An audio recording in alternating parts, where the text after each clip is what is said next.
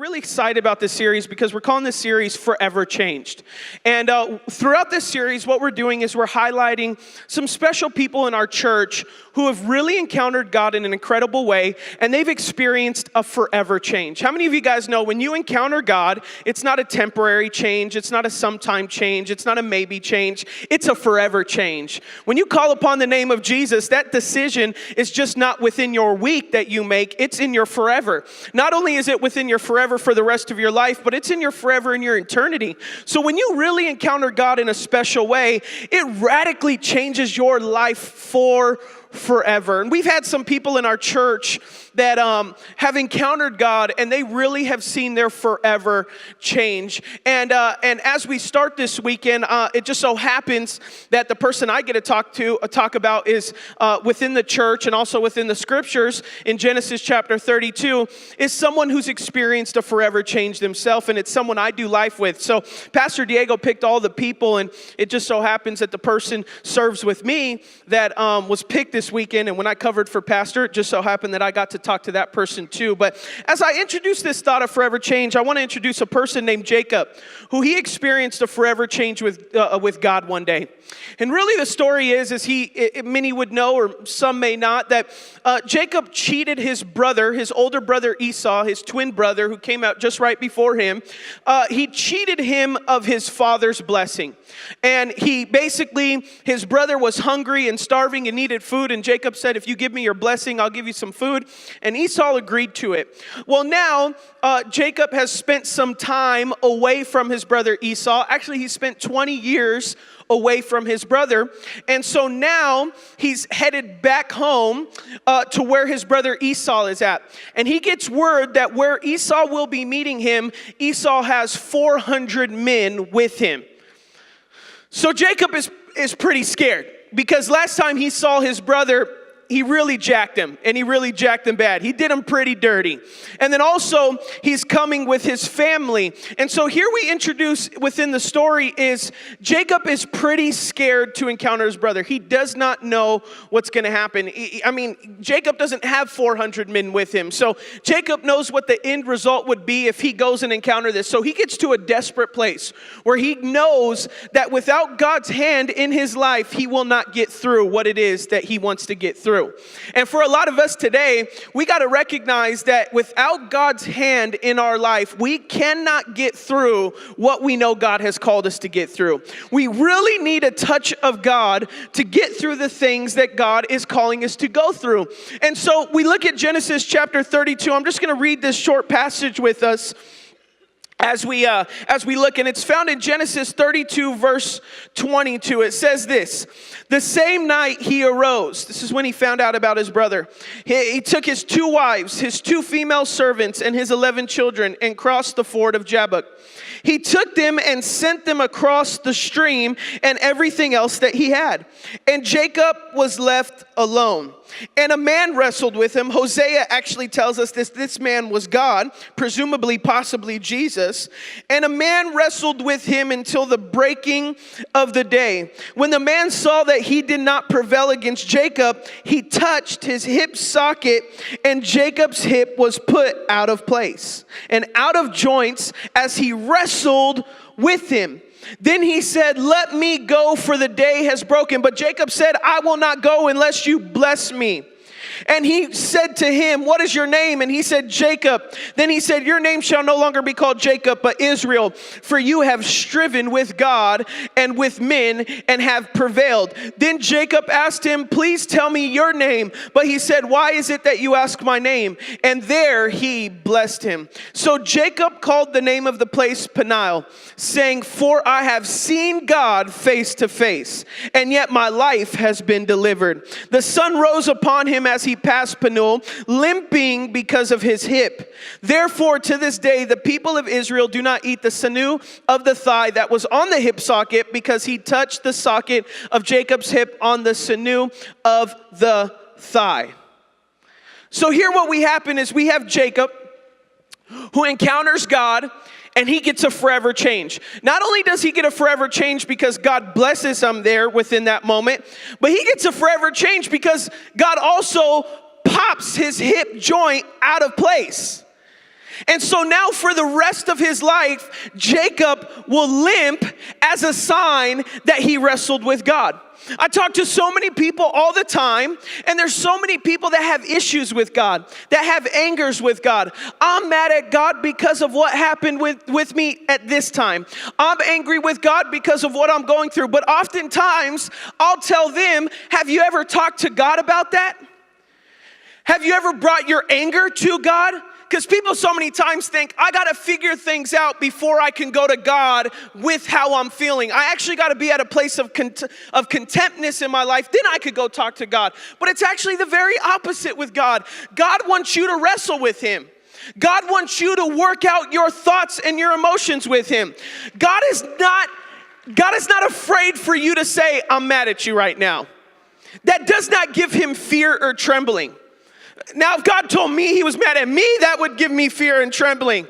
But it does not go the opposite way around. God understands within our humanity that we have human emotions. When you even look at the life of Jesus, when Jesus was in the Garden of Gethsemane, he had human emotions. It says that he was so stressed that he was sweating blood. That's how much human emotions he had within him. And so God does not expect you to figure things out before you approach him. You can actually go with God and wrestle with him. But here's the thing I'll tell you, when you actually go to wrestle with God, there's only going to be one winner in this situation. So just know what the end result is. You know, the end result of wrestling with God is he's the winner, you know. But the beauty of it, though, is that you can wrestle with God. So many people that say, I don't believe in a God. But if your airplane was crashing right now, you'd believe in prayer and God really fast. You'd start to wrestle with him really fast. You'd spend your whole life, I don't believe in him. They come on the phone. Hey, there's turbulence. We're going down immediately. You don't even know tongues. You're like, Hiroboshaka. You don't even know. It's like, I'm an atheist, but at this point, I believe in him because it's going down. You start wrestling with him. And that's okay to do. God is not an expecter that you have this thing figured out. Like Jacob, he was at a place where he was like, God, I need you to move in my life. I need you to activate in my life. I need a touch from you, but I'm going to wrestle you until I walk away here with that blessing. And that's how many of us need to get. When you're at the end of your rope, when you're feeling tired and beaten down, when you're feeling like you can't go any further, you need to get to a place where you say, I'm going to get alone with God and we're going to go toe to toe. I'm going to wrestle with my God. I'm going to work out my emotions. Don't work out your emotions with your girlfriend or your best friend, or don't be in emotions and just say, man, I just got to go to Yard House and have a couple beers and I'll be okay. That is not the end result. You need to go and wrestle with God. God is not surprised by how you feel right now. You may even be sitting in your seat and you're upset. You're just here right now because you're like, man, I'm just here, but I'm angry with God. I'm upset with God. And here's the thing I want to let you know. That's okay. That's okay. It's okay to have fear and doubts in life. It's another thing when you start to believe those fear and doubts in your life. It's okay to start to say, God, I got some questions, and he wants you to take it up with him. He wants you to go have a conversation with him. So we have someone here in our church who, it just so happens that as Jacob had a limp for the rest of his life, we're praying in Jesus' name, this person won't have a limp for the rest of his life, but currently he does have a limp because of what God did to get his attention. And so I just want to introduce someone who's really close in my life, who got saved 14 months ago here at Abundant Living, and his name is Phil Cota. So would you look at the screens and talk about someone who was forever changed when they encountered God? Downtown.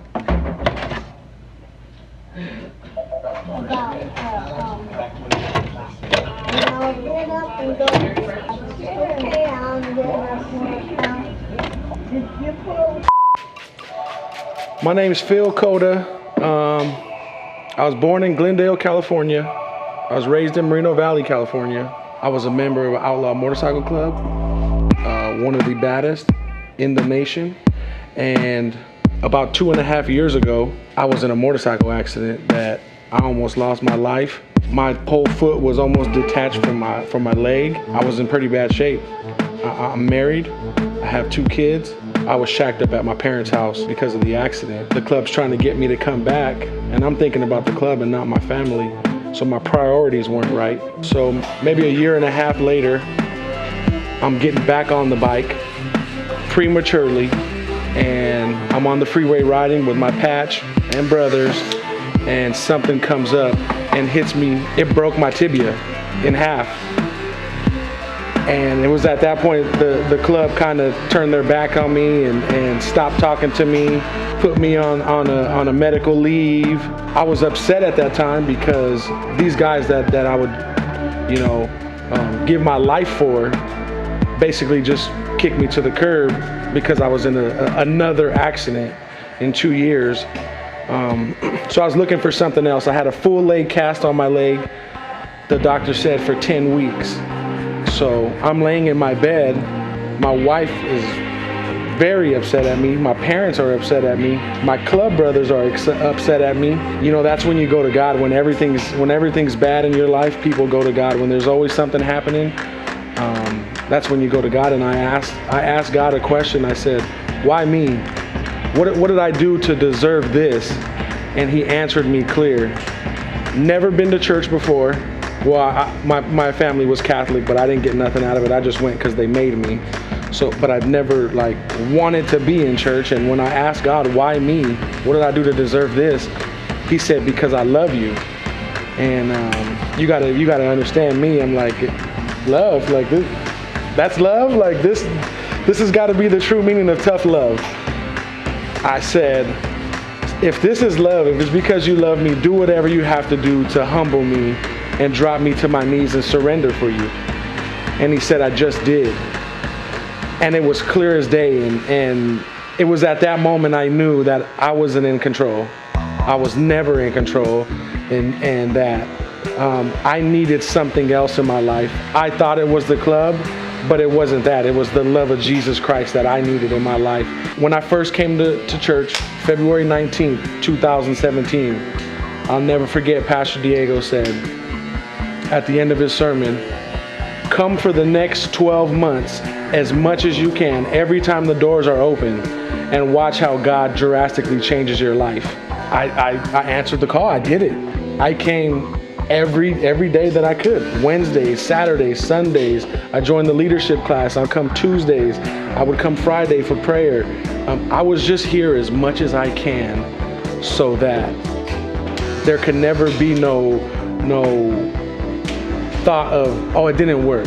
I didn't want to take one step in and there still be a chance that it doesn't work. I went all the way in. And because of that, I think I'm truly blessed to be here, to even be alive, for my family to love me as much as they do. Me and my wife have a relationship that I never could even imagine. My kids love coming to church. I feel like God's helping me do the right thing for my family. And without that, I wouldn't be here today. My name's Phil Cota, and I've been forever changed.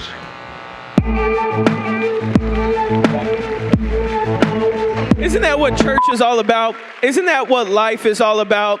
People you would never imagine, people like Phil, who you would never even think could. This is one of those people that you look at in life and you say, there's a lot of people who can experience God, probably not that guy.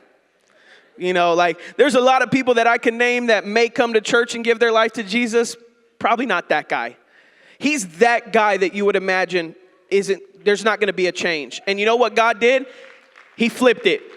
He said, man, I'm going to do whatever I got to do to get this guy alone. That's what I got to do, because this guy's life is so busy. He's in this club. He's around all these guys. Everyone around him is pulling at him and tugging him away from God. And so God says, I'm going to allow the very thing that he looks like as a pain in his life, I'm going to give him a limp for a season, so that every time he takes a step, he remembers that I had a part to play in getting him to a place where he needed to go. That's the story of God. That's what God does. So many of us look at our storms and our trials and our hardships as the very things that we just hate and we despise and we wish we could take out of our life. But so many times God would speak to us and say, I gave you that. I allowed that so that you would turn to me. Because how many of you guys know we are stubborn people? We are hard-hearted people. We are people who think that I got this, I can figure this out, I can do this on my own, I don't need anyone's help. And then when you're left to your own, it never works out. I can quit drinking on my own. Just allow me to go from 10 drinks to 8 drinks and I'll figure this out. We think that we're in control and we can do this, but the reality is without God, without a forever change, we cannot do this on our own. We need a radical touch from God. So today, just really briefly, for these next moments we have, if you have your notes, today we're going to talk about 4 pursuits of change, of a forever change. 4 pursuits of a forever change. Because if you and I want to constantly encounter a forever change, because there may be people sitting in these seats who say, you know, I was once changed, but I'm kind of back to where I used to be. Well, the beauty is, I think that if you apply these 4 things, you'll see yourself back on track. You'll see yourself back to the place where God once changed you, is changing you, and is actually going to be perfecting you. And you're going to see a radical transformation. So here's the first pursuit as we jump in today. If you want to encounter a forever change, the first thing you have to pursue is you have to pursue intimacy with God. You have to pursue intimacy. You see, what we see here is Jacob got alone. And so many of us in the world that we live in today, we fear alone. We don't like being alone. Even so many as there's people here who at night, when you're sleeping in bed at night, you have to have music playing. Because you just don't like the alone. You just don't like the sound of silence. And within our busy lives, we have to get to a place where we're willing to get disconnected from the world and get connected with God. We have to get alone. We have to turn something off. We have to get in silence. It's not going to work to put on TV and read your word. It's not going to work to go ahead and find distractions and then start to pursue God. We have to disconnect and we have to pursue intimacy with God. That's exactly what Jacob did. It says in Genesis 22:22, the same night he arose and he took his two wives, his 2 female servants, and his 11 children and crossed the ford of Jabbok. He took them and sent them across the stream and everything else that he had, and Jacob was left alone. Jacob was left alone. If you're at a place of contention within life, if you're at a place of challenge, or you want God to take you to the next level, the first pursuit is to get intimate with God. Start getting alone with God on a regular basis. I challenge you right now, from this Sunday to this Sunday, if you're looking to hear God's voice in your life, I would challenge you to get alone for the next 7 days. What might that look like? That may mean whenever you get in your car, no more 102.7, no 99.1, no 97.1, no Spotify. I know Cardi B's new album is out, but I'm sorry. You got to put a pause on for 7 days. You got to say, Cardi, not today. I got to get alone with God. I got to get intimate with God. And so what happens is, I guarantee if you just get to a place where you say, you know, I'm going to set up some sermons, I'm going to listen to some worship music, I'm going to put on some gospel, or whatever it is, and you say, every time I get in my car for the next 7 days, I'm not going to listen to anything with pleasure. I'm going to start to feed my spirit. I'm going to get intimate with God. And then if you get home and you say, oh, this is the time I usually watch the TV, for the next 7 days, put a sermon on. Go through every sermon on Abundant Living's page if you have to. Go on every sermon that every preacher's ever preached for the next 7 days. I promise you this, if you get intimate with God, and then from there, if you just spend 10, 20, 30 minutes, or even an hour if you could do it, spending time reading your word, praying and talking to God, I guarantee you in 7 days you'll hear from God. But there's so many times, right? We say, I want to hear from God. And then we're playing a message while we're making pancakes for our family. And then we're also in the hustle bustle. And then that book that we said we were going to start in January, it's still on chapter 1, page 4, you know.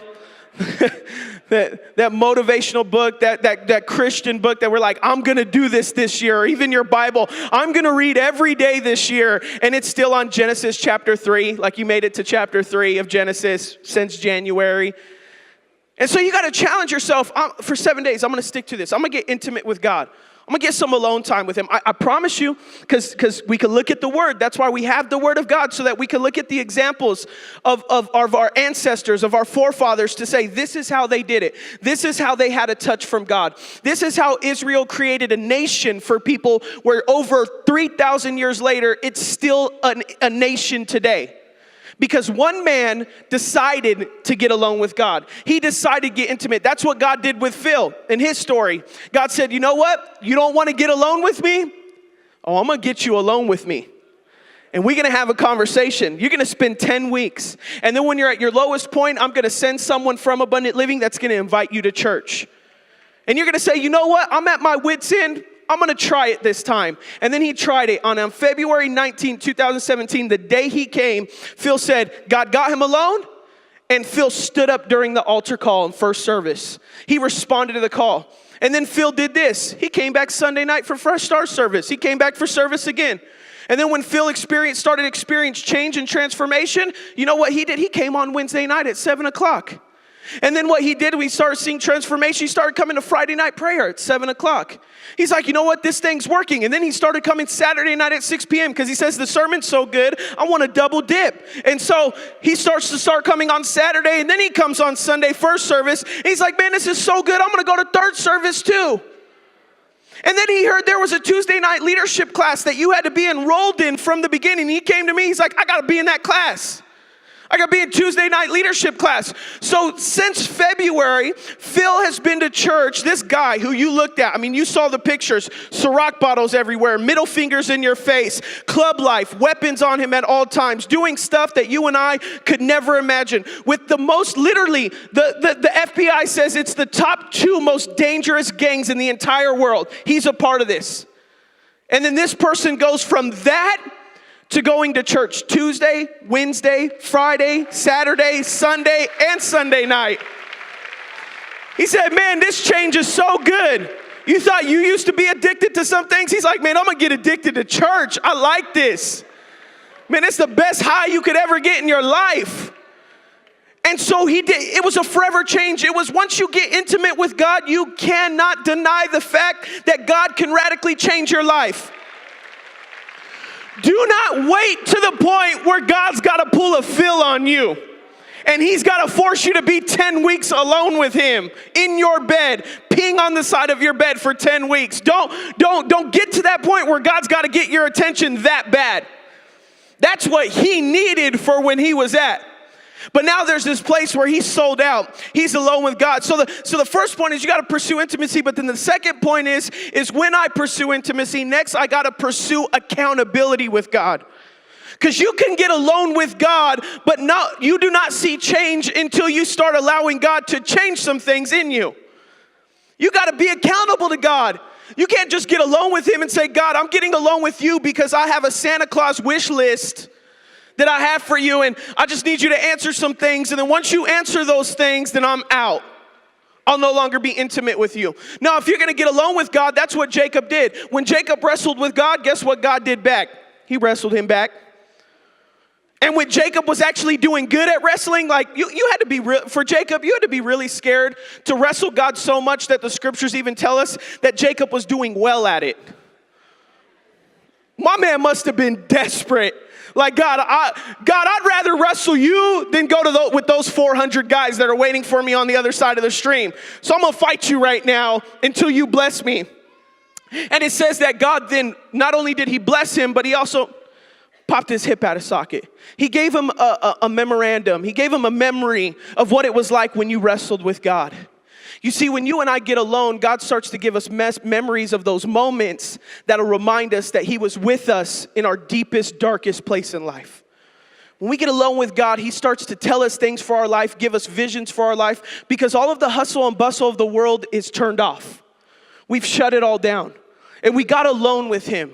You may need to go and Airbnb a cabin up in the mountains for 3 days and get alone with God. That, for some people, it may be that's what you need to get intimate with God.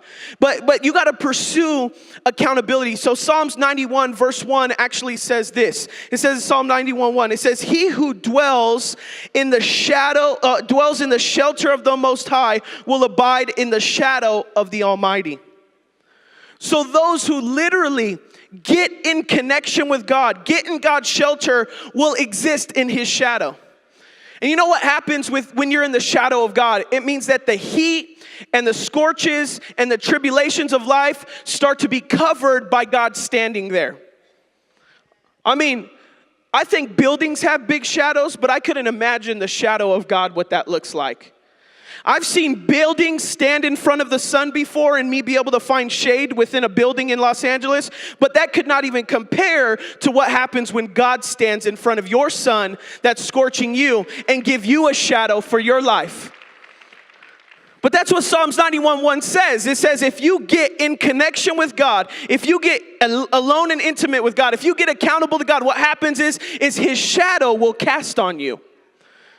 When you get a God shadow for your life, there's nothing that can touch you. That's what Jacob was doing. He was by this stream and he was getting under God's shadow. He was wrestling with him. He was getting God accountable to him. He was letting him point things out. He was letting him speak things for his life. You and I find accountability. And that's one of the things Phil did. When Phil encountered his forever change with God, he just started getting connected with everything God had for him. He basically took this club mentality, because when you were in the club, you could be in the middle of going to the bathroom and they said, hey, get up, we need you to go. You had to get up and you had to get on your motorcycle and go. Mid-bathroom. Like, it was like that. Like, it was strict. If they said get up at 3 a.m., you had to get up at 3 a.m. So he took that and he said, man, if I had that much discipline in a motorcycle club, I could only imagine what I could do in my Christian faith. And so he allowed the disciplines of accountability to come into his life. He didn't allow excuse to come on why he didn't want to get connected with God. It was so crazy where when I first met Phil a little over a year ago, he started to get connected and he just wanted to serve. And so he came to me and one day I was going on a flight to preach somewhere. And he said, Pastor Adam, what time are you leaving for your flight? I said, oh, well, my flight's at about 7, so I got to leave at 4 a.m., around 4 a.m. to LAX. Sure enough, I came out of my house and this dude's car was just parked in my driveway. I didn't even give him my address. I don't even know how he found my address. It must have been part of that old life that was still with him. Like, I don't even know how he knew where I lived. And my wife, she's all like, babe, you might have to talk to this guy. Like, I've heard his testimony. I'm scared for you. I don't know what this guy can do and what he's going to do. And I was just like, I was being a man. I was like, babe, we're about life change. His life has changed. But really in my head, I was like, I'm scared too. I don't know what he's going to do either. So he's just there at 4 a.m. and he's like, get in the car. You're not paying those parking fees in LAX. I'm going to drop you off. I'm going to pick you up. And I'm like, how long have you been here? He's like, since like no big deal, like 2:30 or 3 a.m. I wasn't sure if you were going to come out earlier. So I just want to be here. I'm looking like, dude, this is crazy. And then a couple months later, I invite him to a conference because I'm thinking, man, I'm going to help him grow. I want him to encounter God in a deeper way. So we go over to San Diego. And in the middle of the conference, I got to go to the bathroom. And so I get up and I go to the bathroom and I come out of the stall and he's standing in front of my stall like this. And so I come out, I'm washing my hands and I'm looking at him in the mirror and I'm like, hey, Phil, do you have to go? And he's like, no, I was just making sure nothing happened to you while you were in there. And I'm like, and then he starts to explain. He says, because like when I was in the club, when the president had to go to the bathroom, we all had to stand out of the stall to make sure no one came and hurt him. And he goes, the way I figure is you're way more important to him. So I gotta, it's just what I'm gonna do. So I promise you, now if you ever see me go pee in the hallway, he's right outside. And it ain't because he's got to go. It ain't because he's got to go. That's that commitment that says, you know what? I was so committed in the world. How many times for us? Pastor Diego says it all the time. How many times for us? We were committed every Friday, Saturday, and Sunday. We were in LA at Sunset Boulevard in the club till 3 a.m. You're in here right now because you just got out of the club at 3 a.m. You are committed. You are going to go at 10 p.m. when the free shots and the appetizers are there. You are sold out. How many of you guys had commitment before you were saved? And then when you got saved, you got spiritual amnesia. Oh, it's this Sunday again? Oh, didn't we just do this last week? Wasn't it just Easter? Don't we get like 12 months off and then we got to come back? But the old you were committed. You'd go, if someone called you on Wednesday night and you had work at 4 a.m., you're there. Open the bar at midnight, let's do it.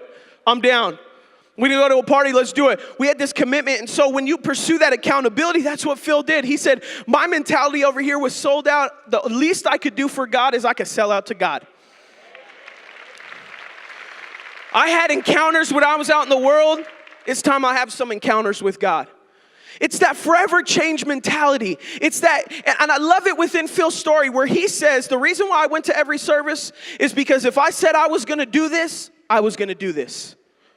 If I said I was going to give this a shot, I was going to give this a shot.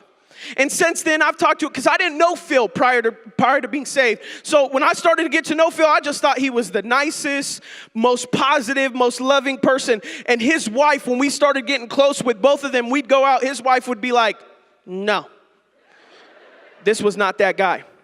And I've heard a lot of stories that I can only tell in 7 years when the statute of limitation gets turned off. But Phil got some stories that you would look at and you'd be like, my goodness, and he saved you? He could definitely save my neighbor that cusses. Like, he could do that, man. I mean, if you were on his list, I mean, he could save anyone. It'd be that. His wife would be like we'll drive on the freeway and someone will honk at us and cut us off. She'd be like, you want to know what the old Phil would do? And I'm like, what? She's like, he would park the car in front of them on the freeway and he would get out and he would show them something on his hip and he'd say, come out the car. And I'd be like, you're lying. She's like, and she's saying that smile you see on his face, you would have never seen him smile. He didn't smile for 10 years. Not one smile. This person that used to be him is no longer the person that stands before you today. It's baffling when we encounter a change from God.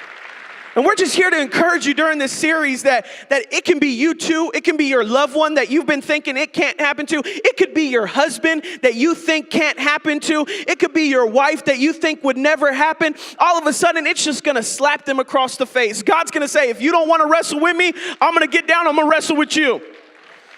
We're going to go total. We're going to get you to a place where you encounter me. And so what we do is we pursue intimacy. We pursue accountability. And then the next thing, this is the biggest one. This is what Jacob would not leave until he got. You got to pursue a blessing. You got to pursue the blessing. The reason why you wrestle with God is because God isn't just going to give you a blessing. You got to work it out with him. You got to go have a conversation with him. You got to start making steps towards him. The scriptures say that if he draws near to you, if you draw near to him, he will draw nearer to you. I love that because there's times where I draw near to my wife and she don't want to draw back. There's times where I draw to my friends and it ain't a good time for them. They don't want to draw back. Heck, I even think my dogs are always going to be there for me. And there are times I come home and they don't feel like drawing either. They just want to sit in the corner with their bone. And I'm thinking, hey, I need some love. I need someone to draw towards me. But that's what the beauty of God being the same yesterday, today, and forever, which means when you draw near to him, he will draw nearer to you. It's never not a good time for God. You ever gotten that from your wife? Hey, babe, you want to just go hang out a little bit? It's not a good time for me. Oh, okay, never mind. I'll just go by myself. It's cool. Text some friends. Hey, what are you guys up to today? Oh, I'm at work. Not a good time. Like, man, I'm so alone.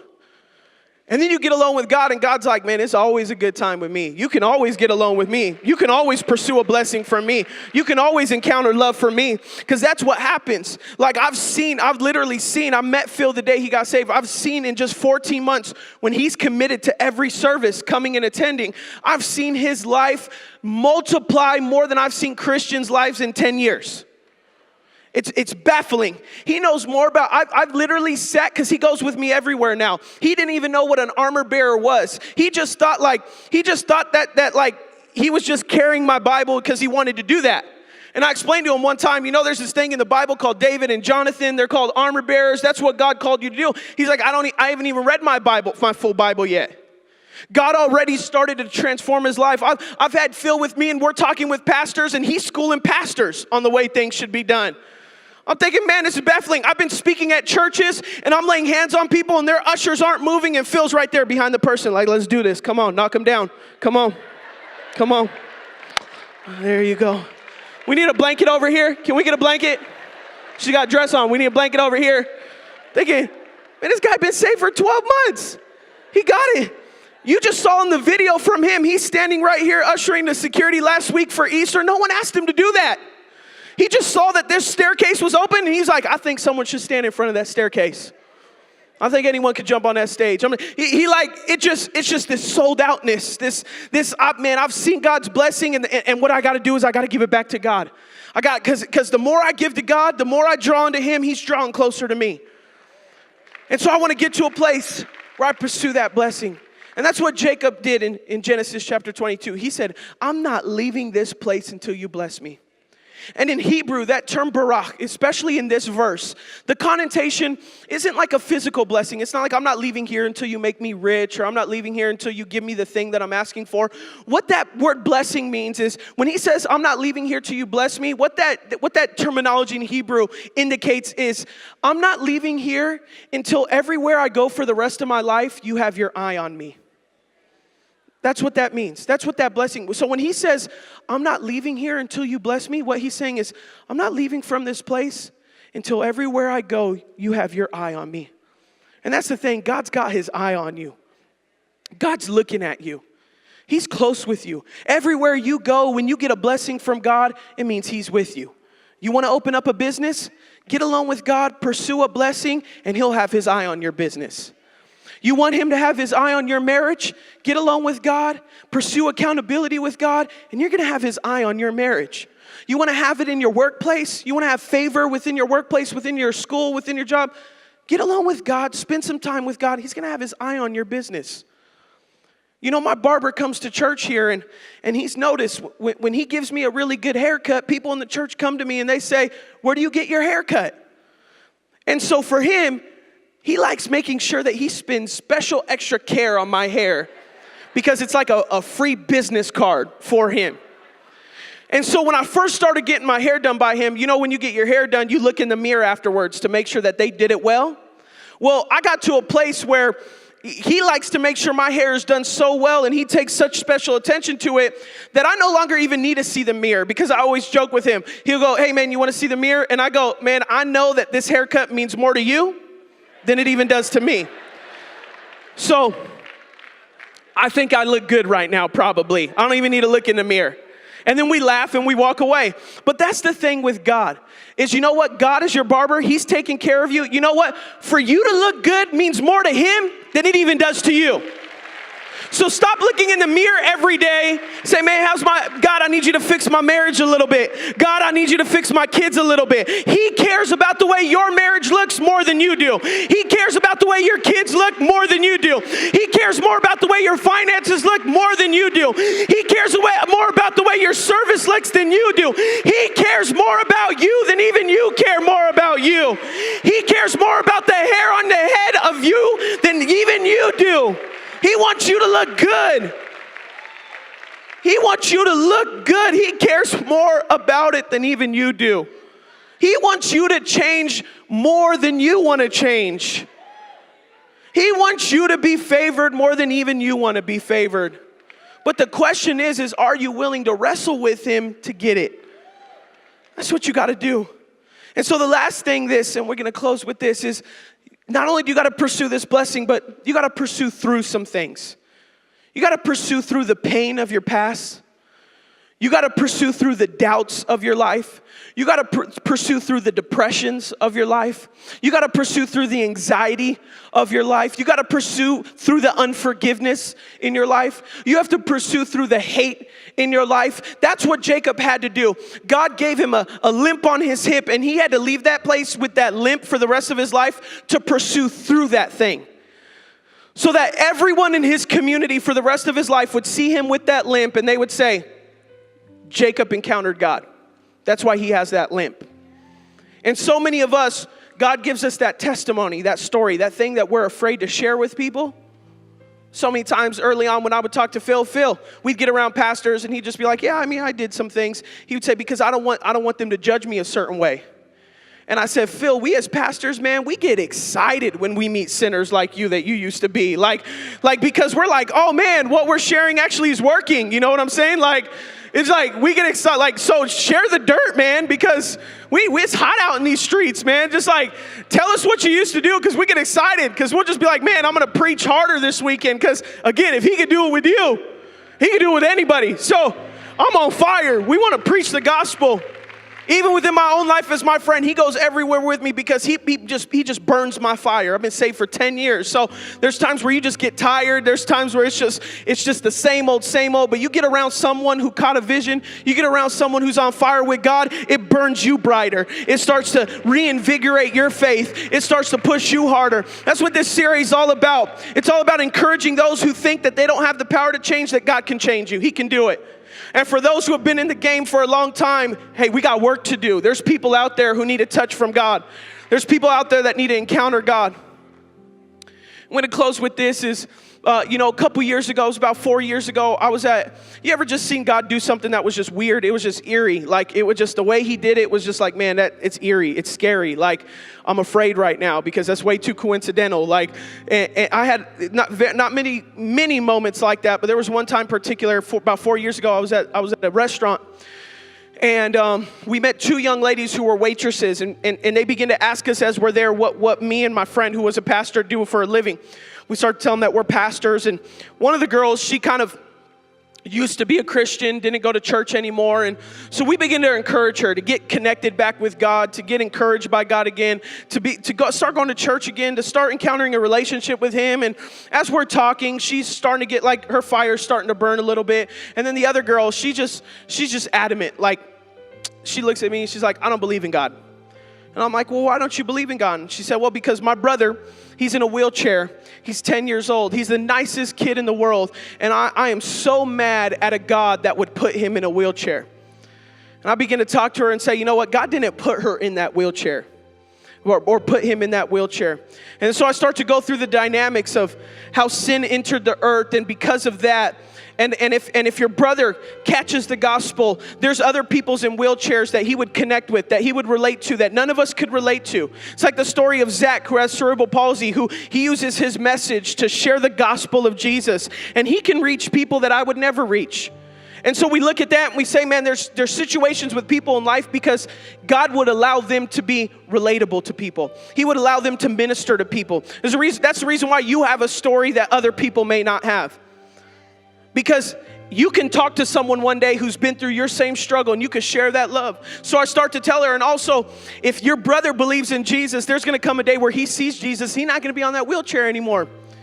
He's going to be able to fully walk. He's going to be able to jump for joy. He's going to be able to love on God. You see, people are so stuck on the world today that they don't realize that God is far more concerned with your eternity than your present. He is far more concerned about all of eternity than your 100 years here on this earth. So many times we want to hold God accountable for these 100 years, but God's saying, I just have so much more for you in eternity. I just got so much more in store for you in eternity. And so I start to tell her that. She's still going, no, I'm mad at him. And I told her, that's okay. And I said, but as I leave here, I said, please know this. I pray it never happens, but and we were in Dos Lagos, we were in Corona. And I told her, there's a lot of canyons here in Dos Lagos in Corona. And I said, I would never want you to get to a place where one day you're driving home from work and you're in those canyons and you hit a rock and it popped your tire and you're near one of the edges. And then your car flip over the canyon and you fall down into that canyon and your life be over. I would hate for that to happen without you knowing that God loves you and He died for you. And He wants a relationship with you. All you got to do is call upon Him. And she just said, yeah, okay. And we left. About 2 weeks later, I told my friend, hey, let's go back to that restaurant. Let's see if those waitresses are there. Let's see if any of them started getting connected with God. So we go, and the one waitress, the one who was more open to the gospel, she just, for 30 minutes, she just kept walking past us. 30 minutes, she was ignoring us. Thinking, man, I thought we had great conversation, just gonna ignore me, that's okay. So finally she walks by for the last time and I reach out and I grab her and I said, hey, it's good to see you again. And she jumps and yelps and she goes, you're real. And I'm thinking, that is the weirdest thing I've ever heard. That's the craziest greeting I've ever heard in my life. You're real? I look at her, I'm like, yeah, I'm real. She's like, no. Like, I thought you were angels. And I was like, why? So I asked her, why'd you think we were angels? She goes, you didn't hear? And I go, no. She goes, that night when that girl was on her way home, she was on her way through the canyon to her house. Her car hit a rock, it popped her tire. She flipped down the canyon. She pulls out her phone. She shows us a picture of this car that looks like a squished up soda can. She goes, her car flipped 20 times down the canyon and she fell to the base of the canyon. And then she goes, and then she walked out without a scratch. She just walked right out. And then she goes, the next day she quit. I haven't even seen her. She's like, I haven't even seen her. Like, she quit, and she showed us on her Instagram the car accident and everything, and she's like, she quit. She thought you guys were angels who were there to warn her that she was gonna die. And I said, no, what that was God trying to get her attention. That's what that was. And now with her, I don't know what her end result was. I really hope that woke her up and got her connected with God. But that just put me on fire that every person I encountered, because that was just way too coincidental for me. I said, God, I know you're real. God, I know you want to save people. God, I know you will go to extreme measures to get people's attention. And I said, so God, I will do everything within my power to be able to preach this message so that no one has to encounter an accident like that for them to get the attention of you. God, I just want God, I want every person to come into relationship with Jesus. I wish I could explain to everyone what a forever change looks like and what it feels like, because it is so real. It is so incredible to encounter God. Oh my gosh, it's such a life change.